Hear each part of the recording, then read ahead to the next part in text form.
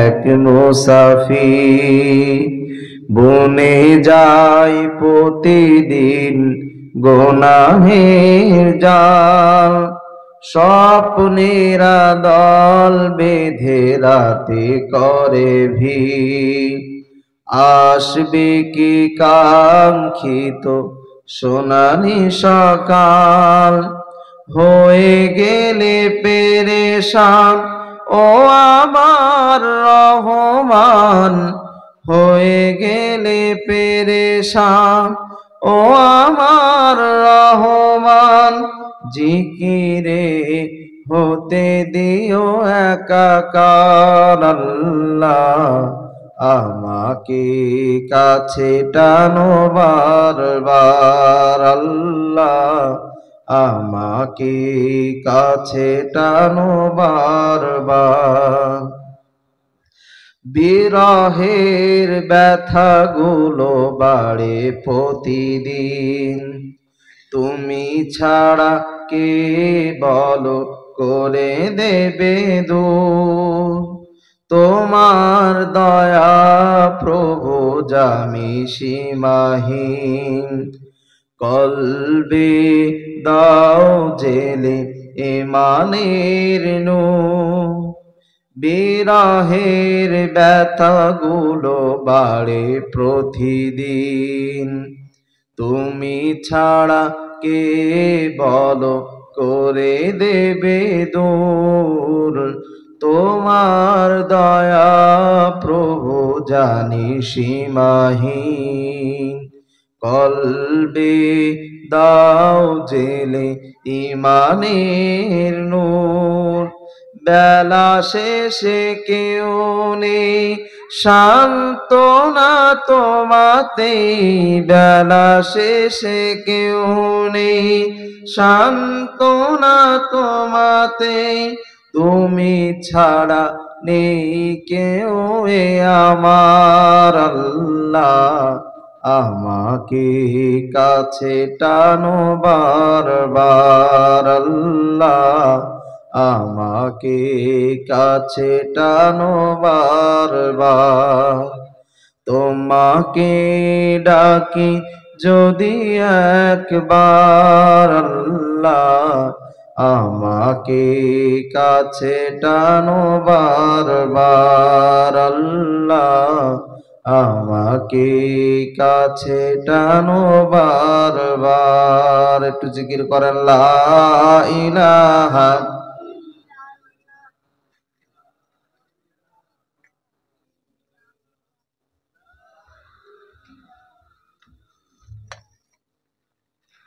জিকির করেন লা ইলাহা।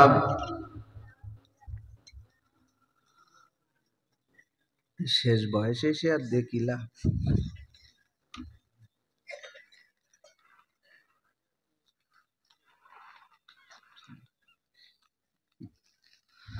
লা ইলাহা ইল্লাল্লাহু মুহাম্মাদুর রাসূলুল্লাহ সাল্লাল্লাহু আলাইহি ওয়াসাল্লাম।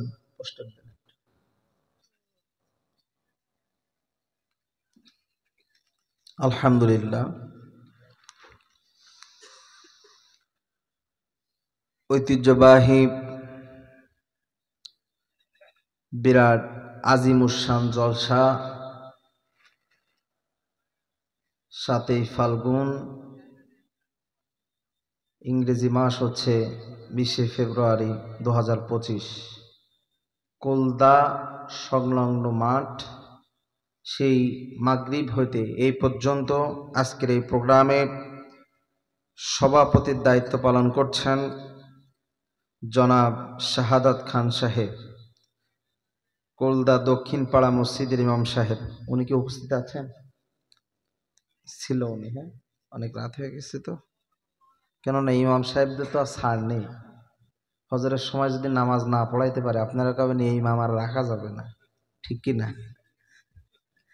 ইমাম সাহেব যদি দ্রুত হেঁটে যায়, বলবে কার বাড়ি দাওয়াত খাইতে যায়, কথা কয় না।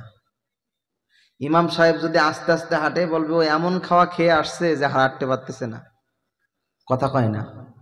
আছে না? ইমাম সাহেবদের সব কিছুতেই দোষ। ইমাম সাহেব যদি কারোর দাওয়াত কবুল না করে তাও দোষ, যে মনে হয় আমার পরে কোনো রাগ আছে তাই হুজুর আমার দাওয়াত কবুল করে নাই। সুতরাং ইমামতি এটা খুব কঠিন একটা বিষয়, যারা করে তারাই জানে। সহসভাপতির দায়িত্ব পালন করছেন জনাব হাফেজ লোকমান হোসেন সাহেব। উনি কি আছেন? আপনি ভালো আছেন না? তো আল্লাহ তাআলা এই সভাপতি এবং সহসভাপতি তাদের দুইয়ের জন্য আমরা দোয়া করছি। আল্লাহ তাআলা তাদের ইলমে আমলে তাদের হায়াতে বারাকা দান করুন। পড়েন আমিন। আর একটু জোরে পড়েন আমিন। তাদের সাথে কি আপনাদের শত্রুতা আছে? তাহলে আমিন বলতে সমস্যা কি? রাসূল সাল্লাল্লাহু আলাইহি সাল্লাম বলেন, যদি কোনো মুসলিম বান্দা কোনো মুসলিম ব্যক্তির জন্য দোয়া করে, যদি কোনো মুসলিম বান্দা কোনো মুসলিম ব্যক্তির জন্য দোয়া করে, ওই দোয়া তার জন্য কবুল হওয়ার আগে ফেরেশতারা তার জন্য আল্লাহর কাছে দোয়া করে। সুবহানাল্লাহ। তা আপনি যে তাদের জন্য দোয়া করতেছেন, এই দোয়া করার বরকতে আপনার নিজের হায়াতে, নিজের আমলে, নিজের ইলমে আল্লাহ তাআলা বরকত দিয়ে দেবেন। সুবহানাল্লাহ কোন। সম্মানিত ভাইরা আমার আগে কথা বলছিলেন জনাব মাওলানা মুফতি মতিউর রহমান সালাফা সাহেব। তার আগে যারা কথা বলেছেন সেই মাগরিব থেকে এই পর্যন্ত সকলের জন্য দোয়া করছি, আল্লাহ তাআলা তাদের ইলমে আমলে বারকাত দান করুন। পড়েন আমিন। উপস্থিত আছেন সামনে দিনদার ফরেজগার ভাই ও বাবাজিরা আমার, ছোট ছোট কলিজার টুকরা স্নেহ যুবক ভাইরা, পদ্মার অন্তরালে অবস্থানরতা মা এবং বোনেরা, আমি আলোচনার শুরুতেই আমি আরো একবার আমার হৃদয় থেকে অন্তর দিয়ে সালাম জানাচ্ছি। আসসালামু আলাইকুম ওয়া রাহমাতুল্লাহি ওয়া বারাকাতুহু। যে পরিমাণে আপনারা এখানে উপস্থিত আছেন সেই পরিমাণে কি সালামের উত্তরটা আসছে? আপনাদের কি মনে হয়? কথা কয় না। আপনাদের কি মনে হচ্ছে যে যে পরিমাণ মানুষ আছেন সেই পরিমাণে সালামের জবাবের অ্যান্সারটা এসেছে, এটা মনে হচ্ছে? আমার তো মনে হচ্ছে না। হুজুর কি সেরকম আসছে সালামের জবাব? আসে নাই। মসজিদের হুজুররা স্টেজে বসা আছে, সালাম দেওয়া হচ্ছে সুন্নাত। একটু কথা বলবেন আমার সাথে, সালাম দেওয়া কি? জোরে বলেন। সালাম দেওয়া হচ্ছে সুন্নাত, আর সালামের জবাব দেওয়া হচ্ছে ফরজ কিংবা ওয়াজিব। অর্থাৎ যদি কোনো ব্যক্তি সালাম দেয় আর সেই সালাম যদি আপনি শুনতে পান, আপনাকে সালামের জবাব দিতে হবে। যদি ওই ব্যক্তি সালাম না দিত তার কোনো গুনাহ ছিল না। গুনাহ ছিল না, কিন্তু আপনি যে সালামের উত্তর দিলেন না, এই জন্য আল্লাহর দরবারে আপনি গুনাহগার হয়ে যাবেন। সুতরাং সালাম আমি আরো একবার দিচ্ছি, দেখি আপনাদের মগজের ভিতরে কথাটা গেছে কিনা। আসসালামু আলাইকুম ওয়া রাহমাতুল্লাহি ওয়া বারাকাতুহু। মানে গলায় জোর আছে, আমরা বাঙালি তো একটু মাল মশলা না দিলে কথা বের হয় না, ঠিক কিনা? এখন বের হয়েছে। এই সাউন্ডটা যদি আগে দিতেন তাইলে কি আমার রিপিট করা লাগতো কথাটা? তো বিষয়টা হচ্ছে, আমরা সে সুদূর বাংলাদেশ থেকে আমাদেরকে নিয়ে আসছেন, আমাদের সাথে যদি একটু তাল মিলান, একটু কথা বলেন, তাহলে আলোচনাটা একটু সুন্দর হবে। তো শেষ পর্যন্ত আখিরি মোনাজাত পর্যন্ত একটু তাল মিলিয়ে চলতে পারবেন ইনশাল্লাহ? নাকি আমার সাথে রাগ বাগ আছে আপনাদের? আপনাদের এলাকায় কি আমি চেয়ারম্যান মেম্বারে দাঁড়াবো নাকি? হ্যাঁ, জমি জায়গা নিয়ে বিরোধ আছে? তাহলে একটু কথা বলা যাবে? তো কই কথা বলেন কেন? ওই কথা বলেন না তো, একটু তাকবীর দেন তো। সবাই তো একটু ব্যাটারি ডাউন মেরে গেছে অনেকক্ষণ শুনে, তাই না? 30 বছরের নিচে যাদের বয়স, 30-এর নিচে, তারা হাত উঁচু করেন। 30, হ্যাঁ, অনেকে হাত তুলতেছে না, যে বয়স এখন হুজুর শুনতে চাচ্ছে। 30 বছরের নিচে এগুলো আছে? আচ্ছা, আপনারা প্রথমে তাকবীর দিবেন, 3টা তাকবীর দিবেন, ঠিক আছে? রেডি আছেন 30 বছরের নিচে যারা? কথা বলেন। হ্যাঁ, লিল্লাহি তাকবীর। এর সাথে অনেক মানুষ আবার জড়িত হয়েছে, খালি 30 বছর না, অন্য মানুষেরাও তাকবীর দিছে, ঠিক কি না? আচ্ছা, সম্মিলিতভাবে আমরা সবাই তাকবীর দিব। আপনাদের এই এলাকার আকাশ বাতাস মুখরিত করে আমরা তাকবীর দিতে প্রস্তুত আছি ইনশাআল্লাহ। লিল্লাহে তাকবীর, লিল্লাহে তাকবীর। পিছনের ভাইয়েরা ফাঁকি দিচ্ছেন, আমি তো বুঝতেছি পিছনের এরা ফাঁকি দিচ্ছে, বলছে সামনে এরা কে যা বলে বলুক, আমরা চুপচাপ থাকি। আপনারা কি ভাবিকে কথা দিয়ে আসছেন নাকি যে বিশ্বাস করো বাংলাদেশ থেকে হুজুর আসুক আর আমেরিকা থেকে ডোনাল্ড ট্রাম্প আসুক, যেই আসুক না কেন বিশ্বাস করো আমি ওখানে গিয়ে কোনো কথা বলবো না, আমার জবান একদম বন্ধ থাকবে। এই রকম নিয়ত যারা করে আসেন তারাই চুপ করে বসে থাকে। তার মানে যে চুপ করে বসে থাকে বুঝবেন যে বোর কথা শুনে, বোর কথা শুনে চলে। কথা বুঝতে পারছেন? এবার দেখা যাবে লিল্লাহে তাকবীর, লিল্লাহে তাকবীর। মুসলমানদের একটাই অস্ত্র, সেটা হচ্ছে তাকবীর, ঠিক কিনা? আপনাদের ভারতের জমিনে এক বোন, তার ইমানি জজবা কত বেশি, ইমানি পাওয়ার কত বেশি, সেটা আমরা সারা বাংলাদেশ সহকারে তাম পৃথিবীর মুসলিম জাতি দেখতে পেয়েছে। নাম তার মুস্কান। নাম তার কি? জোরে বলেন। আপনারা দেখেন নাই? তো তাদের কাছে তার ইমানের থেকে তো আপনাদের ইমান দুর্বল বেশি। সে তাম বাতিল শক্তির সামনে তার সমস্ত শক্তি এক জায়গায় করে তিনি দুনিয়ার কারোর কাছে মাথা নত না করে, দুনিয়ার কারোর কথা না ভেবে, কারোর পরোয়া না করে, শুধুমাত্র আল্লাহর উপরে তাওয়াক্কুল করে ওই বাতিল শক্তির সামনে তাকবীর দিয়ে তাদেরকে বুঝিয়ে দিয়েছে যে মুসলমান জাতি যাদের ঈমান আছে, যারা মুমিন বান্দা, তারা কখনো দুনিয়ায় কাউকে ভয় পেতে পারে না, শুধুমাত্র একজনকে ভয় পায়, তিনি কে? আর একটু জোরে বলেন, তিনি কে? মুসলমান সন্তানের মতো আওয়াজ দিয়ে বলেন, তিনি কে? তো সেই আল্লাহর নামে তাকবীর দিতে গিয়ে আপনারা ভয় পান? ভয় পান নাকি? হ্যাঁ, দেখা যাবে যে কেমন অবস্থা, আপনারা ভয় পান কি পান না। সম্মানিত ভাইয়েরা আমার, আমি আপনাদের সামনে 3টা আয়াত তেলাওয়াত করেছি। জোরে বলেন কয়টি? সূরাতুত তাহা এর 124, 25, 26 এই 3টা আয়াত তেলাওয়াত করেছি। আজকে আলোচনার বিষয় হচ্ছে, আলোচনার সাবজেক্ট হচ্ছে যে কোরআনের সাথে যদি আপনার সম্পর্ক না থাকে তাহলে আপনার অবস্থা কি হবে। একজন ব্যক্তি তার যদি কোরআনের সাথে সম্পর্ক না থাকে তাহলে তার অবস্থা কি হবে, তার পরিণতি কি হবে, এই বিষয়ে আজকে আলোচনা। তো শেষ পর্যন্ত আমরা এই আলোচনা শুনতে পারবো তো ইনশাআল্লাহ? এখানে আপনারা যারা উপস্থিত আছেন, আমি যদি আপনাদেরকে বলি ভাই আপনার বাসায় কি কোরআন আছে, আপনারা অধিকাংশ সবাই বলবেন যে হ্যাঁ বাসায় কোরআন আছে, ঠিক কিনা? সবার বাসায় কোরআন আছে না? কম বেশি সবার বাসায় কোরআন আছে না নাই? এখন আমি যদি আপনাদেরকে বলি ভাই কোরআনটা কোথায় আছে, আপনারা কেউ বলবেন হুজুর কোরআন তো মাসার উপরে আছে, কোরআন বাড়ির সামসেটের উপরে আছে, কোরআন হচ্ছে আলমারির উপরে আছে, বিভিন্ন জায়গায় হুজুর আছে। কোরআন আমরা বছরে একবার করে বের করি, সেই মাসটা খুব তাড়াতাড়ি আবার সামনে আসতেছে। মাসটার নাম কি বলেন তো? রমজান মাসে কোরআন বের করে, আর সারা বছর কোথায় রাখে? কথা কয় না। মাসার কোনো সমস্যা হচ্ছে?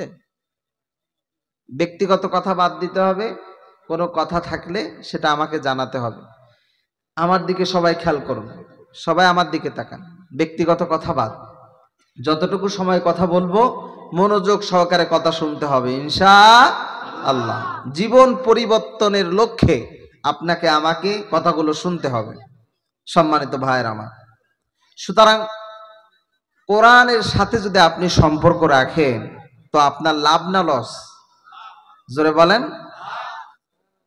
কেমন লাভ একটু বলবো?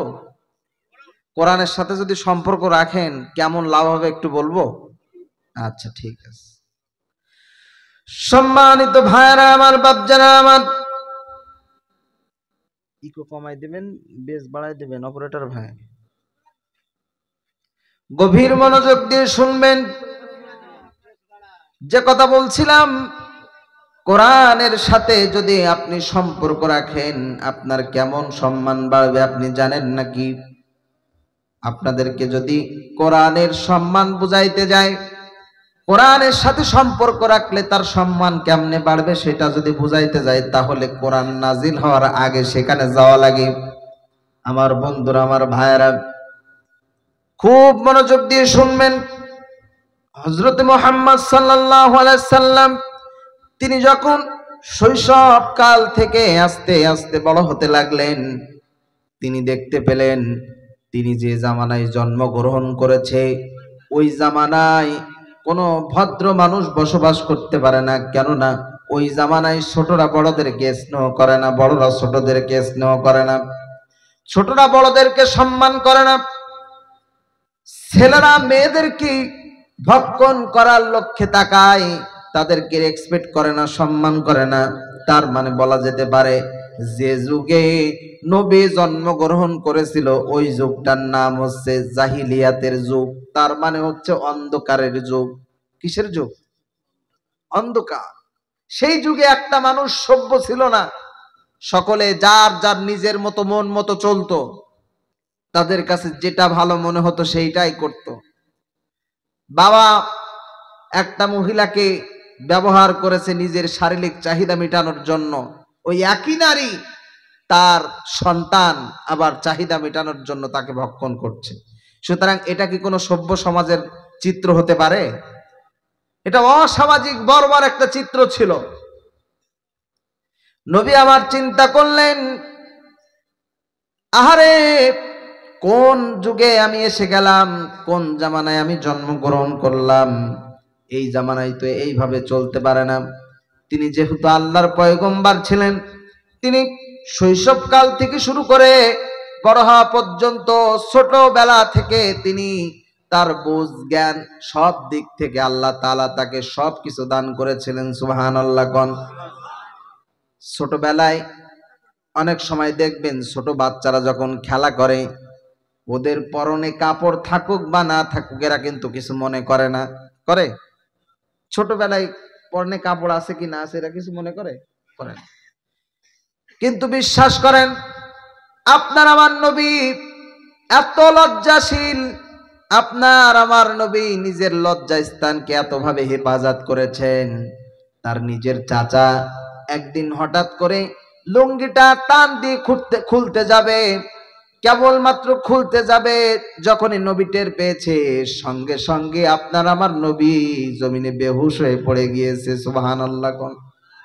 এত লজ্জাশীল ছিল। আর আপনি আমি তো লজ্জার মাথা খেয়ে বসে আছি, ঠিক কিনা? আপনার আমার লজ্জা আছে? কথা কয় না। আরে যদি লজ্জা থাকতো আপনি পরের লোক পরের বইয়ের দিকে কোন নজর দেন কিভাবে? কথা কয় না। আছে না এরকম মানুষ? এরকম বেশরম মানুষ নাই? আপনাদের এলাকায় নাই মনে হয়। সম্মানিত ভাইরা আমার, বাচ্চারা আমার, নবী যে সমাজে জন্মগ্রহণ করলেন, নবী মানুষদেরকে ভালো পথে আনার জন্য একটা সংগঠন তৈরি করেছিল। আমরা সবাই হয়তো ওই সংগঠনের নামটা জেনে থাকি। সংগঠনের নাম ছিল হিলফুল ফুজুল। হিলফুল ফুজুল। মানুষকে ভালোর পথে আহ্বান করার জন্য সমাজের বেশ কিছু যুবক ছেলেদেরকে নিয়ে একটা সংগঠন তৈরি করেছে। আলহামদুলিল্লাহ, আমি আপনাদের এখানে আসার পরে দেখলাম যে আজকের মাহফিল ইন্তেজাম যে কমিটি আছে, যে জলসার যে কমিটি, অধিকাংশ সবাই যুবক। সুবহানাল্লাহ কোন। তো যুবক হচ্ছে একটা জাতির মেরুদণ্ড। একটা মানুষ মেরুদণ্ড যদি ভালো না হয় ও চলতে পারে না। ও চলতে পারে? মানুষের চলার মূল অবকাঠম হচ্ছে মেরুদণ্ড। মেরুদণ্ড যার ভালো নাই দেখবেন ও বেঁকা হয়ে চলে, ও কোজা হয়ে চলে, ও সোজা হয়ে চলতে পারে না। ঠিক তেমনি ভাবে নবী কিছু যুবক ছেলেদেরকে নিয়ে একটা সংগঠন তৈরি করলো। তিনি মানুষকে ভালো পথে আনার জন্য চেষ্টা করলো, কিন্তু বিশ্বাস করেন তিনি গুটি কয়েক মানুষকে ভালোর পথে আহ্বান করে আনতে পেরেছে, কিন্তু অধিকাংশ মানুষ তারা ভালো পথে আসেনি। নবী টেনশনে পড়ে গেল, চিন্তায় পড়ে গেল, কি হবে, কি করে এদেরকে ভালো পথে আনবো। এমন তো অবস্থায় হেরা গুহায় নবী ধ্যানে পড়ে গেল, ধ্যানে মগ্ন হয়ে গেল। আমি আপনাদেরকে সংক্ষেপে বলছি। ধ্যানে মগ্ন হয়ে গেল। মগ্ন হয়ে যাওয়ার পরে আল্লাহর পক্ষ থেকে জিব্রাইল ওহী নিয়ে আসলো। নবীর কাছে এসে বলল, ইয়া রাসূলুল্লাহ, ইয়া হাবিবাল্লাহ, আসসালামু আলাইকুম ইয়া রাসূলুল্লাহ। যাকে সালাম দিয়ে বলল, নবী, আল্লাহর পক্ষ থেকে আপনার কাছে বাণী এসেছে, ইকরা বিসমি রাব্বিকাল্লাযী খলাক। পড়েন আপনি আপনার প্রভুর নামে, যে প্রভু আপনাকে সৃষ্টি করেছেন। সুবহানাল্লাহ কোন। তাহলে কোরআনুল কারীমের সর্বপ্রথম যে আয়াত নাজিল করা হয়েছে, ওই আয়াতটার ব্যাখ্যা হচ্ছে প্রভুর নামে পড়া লাগবে, যে প্রভু আপনাকে আমাকে সৃষ্টি করেছেন। কার কথা? জোরে বলেন। কি পড়তে হবে? কোরআন পড়তে হবে। কি পড়তে হবে? জোরে বলেন। সর্বপ্রথম আল্লাহ তো বলতে পারতেন যে নবী আগে নামাজ পড়েন, বলতে পারতেন না? কিন্তু নামাজ পড়তে গেলেও কোরআন লাগবে, ঠিক কি না? এই জন্য আল্লাহ বললেন, ইকরা বিসমি রাব্বিকাল্লাযী খলাক। নবী বললেন, আমি পড়তে জানি না, আমি কেমনে পড়বো, আমি তো জানি না। একবার নয়, দুইবার নয়, তিনবার বলার পরে নবী যখন বললেন আমি জানি না, পিছন দিয়ে জিব্রাইল পিছন দিয়ে নবীকে জাপটে ধরে জোরে চাপ দিয়ে বললেন, নবী পড়েন, ইকরা বিসমি রাব্বিকাল্লাযী খলাক। এরকম জোরে চাপ দেওয়ার সঙ্গে সঙ্গে আপনার আমার নবীও তার সঙ্গে তেলাওয়াত করতে শুরু করে দিলেন। সুবহানাল্লাহ। হঠাৎ ওহী আসার পরে নবী ঘাবড়ে গেলেন, ভয় পেয়ে গেলেন। দেখবেন হঠাৎ যদি কোনো কিছু আপনার আমার সামনে চলে আসে, একটু ভয় লাগা স্বাভাবিক, ঠিক কি না? নবীও ঠিক তেমনি ভাবে ঘাবড়ে গেলেন। তিনি বাসায় চলে গেলেন। বাসায় যাওয়ার পরে মা খাদিজাতুল কুবরা তিনি খেয়াল করলেন নবীজির গায়ে জ্বর এসে গেছে। কি এসে গেছে? কোরআন নাজিল হয়েছে তার উপরে। হঠাৎ এসে তাকে জাপটে ধরে বললেন যে নবী আপনি পড়েন আল্লাহর নামে, যিনি আপনাকে সৃষ্টি করেছেন। তাহলে কেমন অবস্থা হতে পারে? ভয় পেয়ে গেল। মা খাদিজাতুল কুবরা বললেন, ও প্রাণের স্বামী, আপনি ভয় পাবেন না, আল্লাহি বিশ্বাস করুন, আপনি এমন একজন মানুষ জীবনে কাউকে ক্ষতি করেন নাই। আমি আল্লাহর উপরে বিশ্বাস করি, উনি আপনাকে কখনো খারাপ পথে, কোনো খারাপ কাজ কিংবা কোনো মানুষ আপনাকে তন্ত্র মন্ত্র দিয়ে ক্ষতি করতে পারবে না। তখনও পর্যন্ত মা খাদিজাতুল কুবরা কিন্তু মুসলমান হয় নাই, তখনও বিশ্বাস করছে কাকে? জোরে বলেন। মা খাদিজাতুল কুবরা নবীজির জন্য অনেক ত্যাগ করেছেন। নবীজির যতগুলা স্ত্রী ছিল, নবী তার ভিতরে সব থেকে বেশি ভালোবাসতেন মা খাদিজাতুল কুবরাকে। সুবহানাল্লাহ।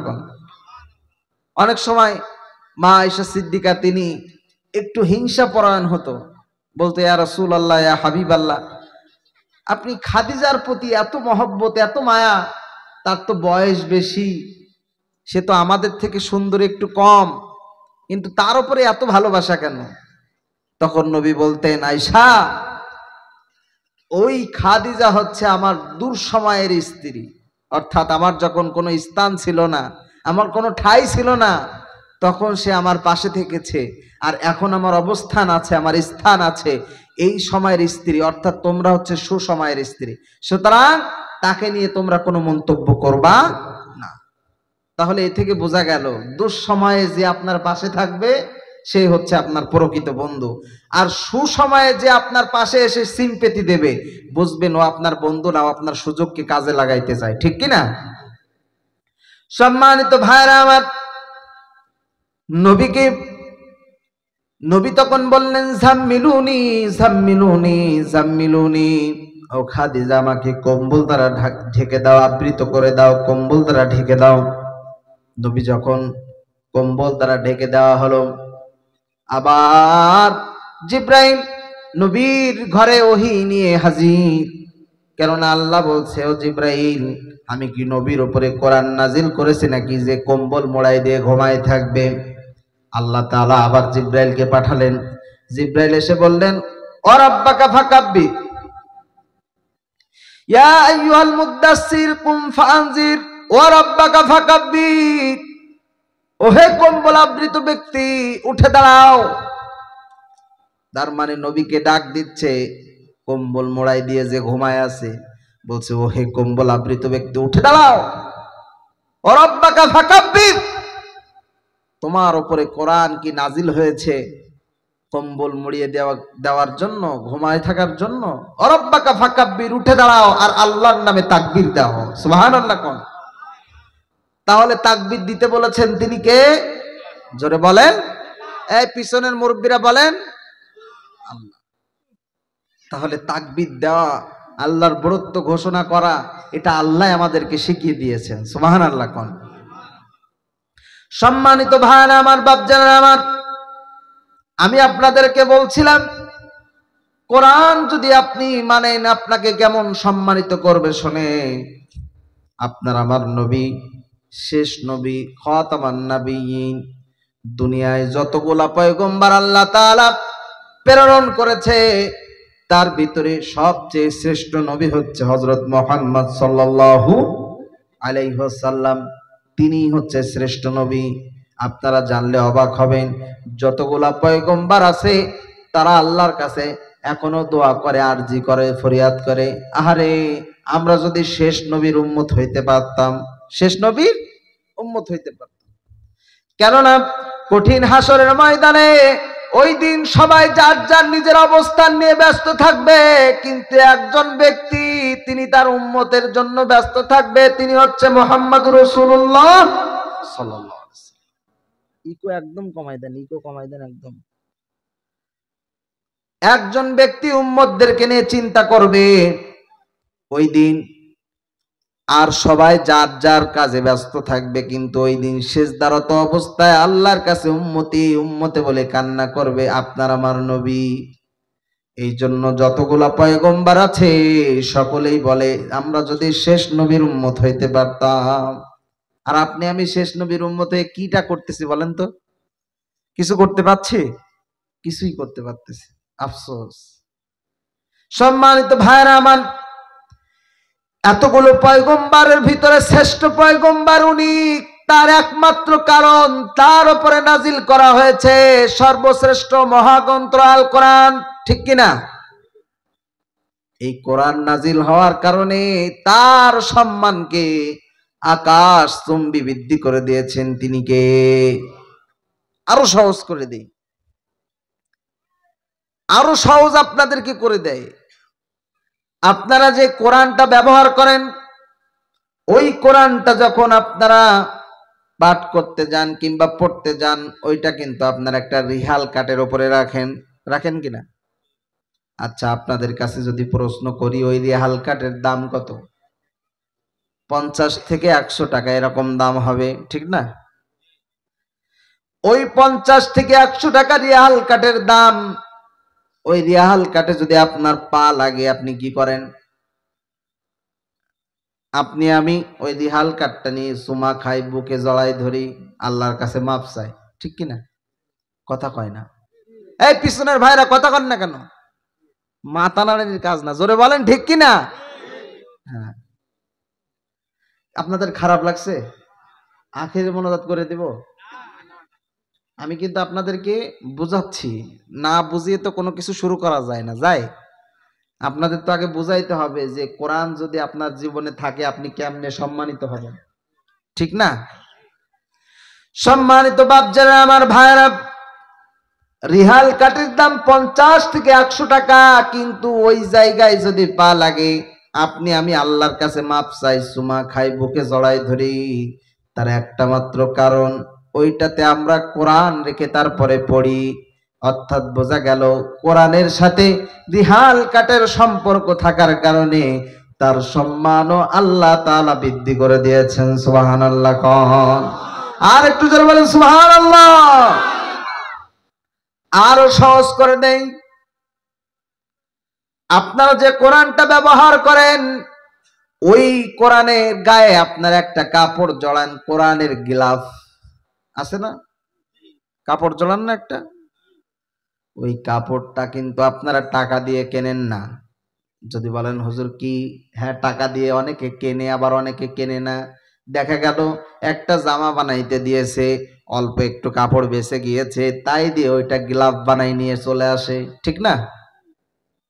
সম্মানিত ভাইরা আমার, বাপজারা আমার, ওই গ্লাভটা যদি জমিনে পড়ে যায় আপনি আমি সর্বপ্রথম ওইটা চুমা খাই, আল্লাহর কাছে মাপ চাই, বুকে জড়াই ধরি, তার একটা মাত্র কারণ ওই গিলাফটা জড়ানো থাকে কিসের সাথে? জোরে বলেন। এই কোরআন বলতে কষ্ট হচ্ছে? কিসের সাথে জড়ানো থাকে? কোরআনের সাথে। তার মানে বোঝা গেল ওই কোরআনের সাথে যার সম্পর্ক হবে তার সম্মান বাড়াবে তিনি কে? এবার আসেন, মনে করেন আমার এই জামাটা 2000 টাকা দাম, 3000 টাকা দাম। এই জামাটা যদি জমিনে পড়ে যায় আর যদি পা লাগে, আপনারা কি চুমা খাবেন? কেউ খাবেন চুমা? কথা কয় না। তো 30 টাকার গিলাফ যে চুমা খান, 50 টাকার গিলাফ যে চুমা খান, তার একটা কারণ হচ্ছে ওটার সাথে কোরআনের সম্পর্ক আছে। কিসের সম্পর্ক? জোরে বলেন। কোরআনের সম্পর্ক। এবার আসেন সম্মানিত বাপজারা, আমার ভাইরা, আপনারা হচ্ছে শিক্ষিত মানুষ, বিবেকবান মানুষ, আপনাদেরকে বললে আপনারা বুঝতে পারবেন। তাহলে আমি বললাম কোরআন আসার কারণে নবী হয়ে গেল শ্রেষ্ঠ নবী, ঠিক তো? এবার আসেন, কোরআন নাজিল হয়েছিল একটি মাস, সেই মাসটার নাম হচ্ছে রমাদান মাস। জোরে বলেন কি মাস? শাহরু রমাদান আল্লাযী উনজিলা ফীহিল কুরআন হুদাল লিন্নাসি ওয়া বায়্যিনাতিম মিনাল হুদা ওয়াল ফুরকান। জোরে পড়েন আল্লাহু আকবার। আল্লাহ পাক রব্বুল আলামিন বললেন, আমি এই রমাদান মাসে কোরআনুল কারীম নাজিল করলাম। আমরা বললাম, আল্লাহ কেন নাজিল করলেন? আল্লাহ বললেন হুদাল লিন্নাস, মানুষের জন্য। কাদের জন্য? কথা কয় না। আপনারা মানুষ নাকি গরু ছাগল? তার মানে আমাদের